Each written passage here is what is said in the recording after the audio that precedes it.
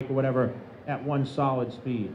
I think going up and down, bringing the heart rate up, bringing it down, you know, obviously you're going to bring it down for longer periods than you are bringing it up. So just a shorter time at high speed, and then that's going to sacrifice as much muscle and burn up all the body fat you can possibly burn at that time. But remember, cardio is done, a lot of people think, well, I'm going to do this cardio session to burn up body fat at that current time. What I would suggest to do is, you know, it's going to boost your metabolism. That's why we do cardiovascular. So it's not just the time that you're sitting on the treadmill or doing that kind of thing. It's what's going to progress your body into burning up on a consistent manner over the next, you know, training schedule and, you know, as you progress further. Okay? I guess my question is, because, you know, through your experience, you know, you've gone through trials and failures and stuff, what would you say for someone that's barely starting should be a staple in my workout regimen, and what are some things that could be avoided or Okay, you're talking to the guy that's made every mistake there is, so it's a good question. I mentioned the overtraining thing. You don't want to do too much. So 9 to 12 sets per body part, okay?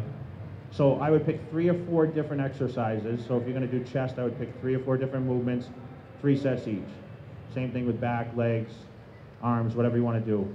Grouping of body parts is important too. You don't want to overdo too much. So you don't want to do like legs and back in the same day. You want to try to give each, so you could do chest and biceps or shoulders and triceps. You know, I try to do back and legs on its own day because it's very, very different. That should be your 2 hardest training parts. Your nutrition is very important. You have to eat as much as you train. So like I mentioned, every 3 hours you should be putting something in your system, whether it be a meal or protein shake or whatnot. In the beginning when I really started to become a bodybuilder, I ate a meal, then I would have a protein shake, then I do a meal, protein shake that way. So I'm always feeding my body every 2.5 to 3 hours, which I still currently do. So that's still the basis of my program. Supplements in the beginning I don't think are absolutely necessary unless you want to use, I would just suggest using like a protein powder. But you have to focus on your food and nutrition. That's super, super important. There's nothing more. I mean, you might as well not even go to the gym and work out if your nutrition's not intact. Sleep, you know, you got to sleep at least, you know, probably six hours a night is sufficient usually. I only sleep 4 getting ready for the Mr. Olympia, but I'm not the staple of what you should follow actually, because now I sleep about 8 to 9 hours a night right now. Okay? But consistency, stay with it. You have to do this day in, day out. It becomes a lifestyle. So what I'm saying is, you know, go to the gym, work out, but there's a whole lot that goes into it otherwise. Okay? Thank you. Hi. Hi, Jay. I'm a huge fan / stalker, whatever. Sorry, self-admitted. You're a huge champ, and everybody loves you, and there's tons of cameras here, and you have tons of moral support and financial sponsors. But can you bring us back to the beginning? Because starting anything, there's usually not a lot of funds and not a lot of people that believe in you. So can you tell us about some of those things and how you overcame them, and what did you do? Did you work 3 jobs? And I did everything. At one time, Jay Cutler was, I was a cook. Okay? I was a security guard, because anyone that's followed me knows I got my degree in criminal justice. So when I first started training, that's what I was doing. I was working security. I was making $5 an hour. I worked 40 hours a week, and my paycheck was $150 a week. So I was pretty well busted at that point. And I was able to afford as much chicken as possible. My parents helped out as much as I could, but I got a lot of help also from my girlfriend at the time, who is my wife, Carrie. She worked also, and we kind of did it together, you know, and that was super, super important for us. And I struggled, you know. I did everything I possibly could. I didn't actually get sponsorship until I was 23 years old. I went and won the nationals at 23, which is really, really young. So between 18 and 23, I mean, I ate scraps, you know, just to get where I could get. All my money was spent to be a bodybuilder. I remember driving to the gym every day. I was training like 40 minutes from my house when I lived in Worcester, Massachusetts, and I drove to a place in Natick. It was a gym. You know that area? I'm from Worcester. Okay. So, well, I train at Gold's Gym, you know, Worcester, Mass. So, I had a S10 pickup truck that every day my tire would go low, so I had to drive to the gas station and pump up my tire every day in order to drive to the gym and to hold just enough air to drive back and forth. I remember at that time I was putting like $2 each time in my gas tank, and $2 back then, I think gas was like 99 cents or something, so I was able to get, you know, $2 back and forth to the gym. I never had a full tank of gas. I can't remember if I ever did. And, you know, I struggled. I mean, it was very, very difficult, but, you know, I had a lot of people that believed in me and a lot of people that didn't believe in me. And obviously, once I started, you know, sign a contract for the first time, obviously that was a little bit of money, but, you know, I just lived off basically savings and what I did in the family business. That once I was able to save enough money, you know, I moved to California, and that's when I really started to flourish. My bodybuilding career went from here to here once I moved to the West Coast. After '99 Olympia, I finished, you know, almost second to last, and then the next year I was starting to win pro shows and placed second at the Mr. Olympia for the first time. And that's what you guys hear about the most, but you never hear about really the downside of my career. Because I'm one of those type of people that doesn't really want to promote the negative sides, because I try to promote, you know, bodybuilding as something really special that's given me a life beyond what I ever imagined, and that's truly what it did. And you know what, without those struggles, you know, these times wouldn't be the best of times. And sometimes I wish I could go back to when it was that easy, because now there's just so much riding on me and my career. And, you know, if I fall apart, that lets a lot of people down. But I really just try to look at the positive things, and I've always stayed positive and never really got down on too many things. Even though, you know, there was some hard times, there's been a lot of better times than the hard times, so. Well, you're a champ, and we appreciate you. I'm just glad I'm living on this coast. You're glad that you're not in Worcester anymore, right? Yeah, I have a question on body proportions. What do you think the like the thigh measurement to the calf measurement should be? What are mine, or? What should be the proportions for a bodybuilder? I think like maybe 10 inches should separate those body parts. Okay. What do you think? And what about for the arms to the chest? I don't know. I have 22.5-inch arms and a 60-inch chest, I think. Okay. But that's a little outrageous, right? I don't know. Thank you. Okay. I'm your #1 fan, first of all. I see that. You. And He's 15 years old, by the way. and I have a goal to become a pro bodybuilder just like you. And I'm 130 pounds, trying to grow, because I'm gonna sign up for a show in July, and I want to start doing that. So, but first I want to grow and get bigger. I'm eating 2,200 calories a day. I don't know if that's enough though. Well, it's not really about the calories, it's the consistency of your eating and how long you've been doing it. You're 15 years old, so I can't imagine you've been bodybuilding for a long time. How long have you been bodybuilding for? A year. A year. So your metabolism's obviously very fast. You're very lean, which is also beneficial. But you just need the consistency of keep eating that amount of foods and slowly work your way up with that amount of calories. Someone at your age should not be on a chicken and rice type diet all the time. You still have to enjoy yourself at your age and eat the kind of foods that most other kids your age, when you go to school, you can't sit there and eat on a bodybuilder diet all the time. Okay, supplements, you have to be very careful what you use. You know, I would suggest a protein powder, but that would be it at your age for sure. Adding some, you know, peanut butter or almond butter to your protein shakes is very, you know, that could help you quite a bit.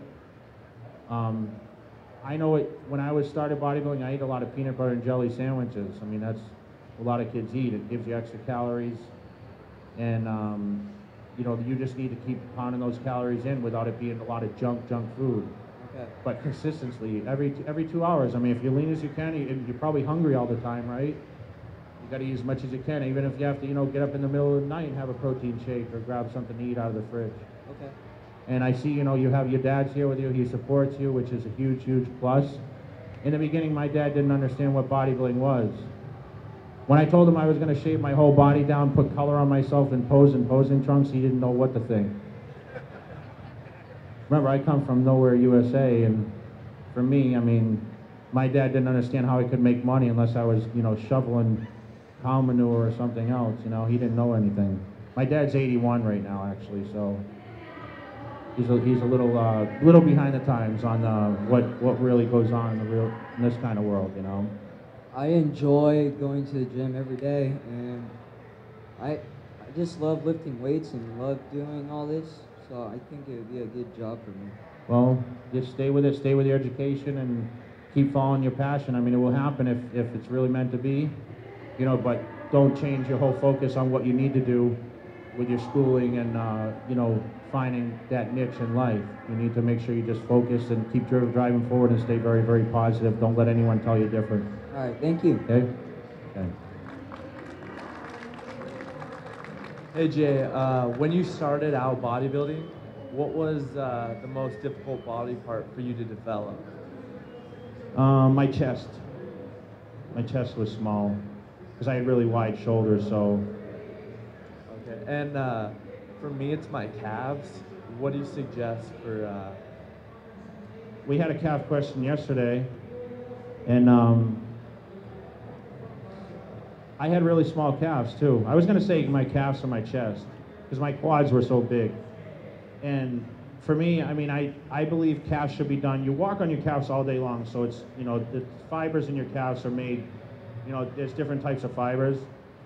And what you want to focus on is training with heavier weights and less repetitions, because obviously you're walking around all day on your calves and, you know, you're doing high repetitions with not, you know, obviously not a weight, your body weight a little bit, but you don't realize how much you use your calves until you injure it, which I have several times. I've had calf injuries, and it's almost impossible to walk without your calves. But so I suggest repetitions of 8 to 10 repetitions, 8 to 12, and heavy weights with that, and a lot of stretching.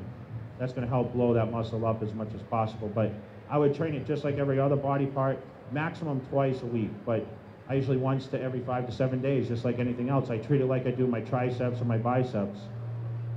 Okay? All right, thanks. Thanks. What motivates you? There's a lot of things that motivate me. I mean, The primary one, like your main drive. well, being Mr. Olympia is a huge, huge motivating thing, and now I realize how great I actually am as a bodybuilder, so that's a huge, huge motivation. I mean, I'm expected to win, right? So you mean you want to be the best in Yeah. the field?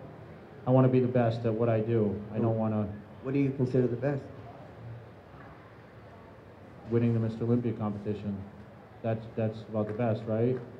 Yeah, it is. Who do you think for where you're at and where you will be at in the end? Who do you think? Who will be the next? No. Who do you think? Like who do you give thanks to? I think a lot of people, a lot of my team, you know, obviously the sponsors that make it possible, and the fans. I mean, the fans give me a lot of drive and motivation too. All right. Thank you. Okay. Jay, you pretty much reached the top in a bodybuilding. Did you think about getting into movie industry like Arnold and some other bodybuilders after they reached the top and decided to recover from bodybuilding? But as I said, now I've decided to kind of keep going forward and you know, focus on the bodybuilding thing too. Since I've had such great success at it, and I still enjoy. I've heard rumors, and is this really going to be your last Mr. Olympia? I'm not sure yet. I haven't decided that. I'm still trying to get to that Olympia first before I make that decision. I mean, you always hear rumors, but we'll just see. I want to see how it progresses. You know, I want to see how I come out, see if I can improve. Who do you think is going to be the next Mr. Olympia after you retire? It's hard to say. I think there's a lot of guys. I mean, you got, you know, Phil Heath was second last year, Branch Warren was second the year before that. You got Victor Martinez, you got Kai Green, Dennis Wolf. I think one of those guys, Dexter Jackson, could come back and win it. How you doing, Jay? You and Ronnie Coleman, who would win in a fist fight? Like the, and it's a serious question. I'd kick his ass. Well, thank you very much for your time. Make sure you email and tell him that too. Just to eat before workouts. I usually have chicken and rice, or steak and rice. Usually something. That's usually my pre-workout meal. How long do you eat before? Like how many? 1 hour before the workout usually. Thanks a lot. Okay.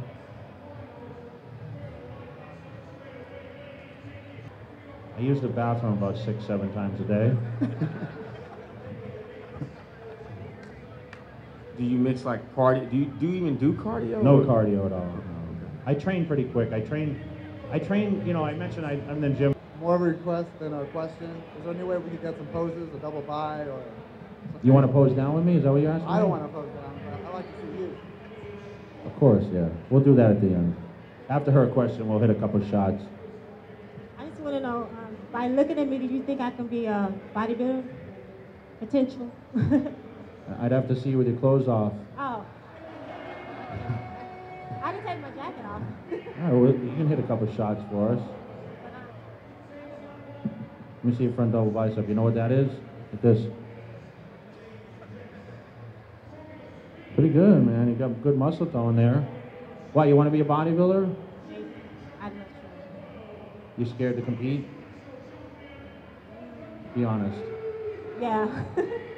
Well, I mean, there's a lot of competitions. I mean, there's a lot of different shows. I mean, I live in... But don't you have to have a growth? I mean, your body, you have to have certain... Yeah, well, I mean, people told me I didn't have the genetics to be Mr. Olympia. I won my pro card, and they said you'd never win anything after that. And then I started winning pro shows. They said, well, he's not going to win this one. I wouldn't be multiple Arnold Classic champion, now a 4-time Mr. Olympia. You know, I won the title, lost it, and came back and won it again. Everyone said that couldn't be done.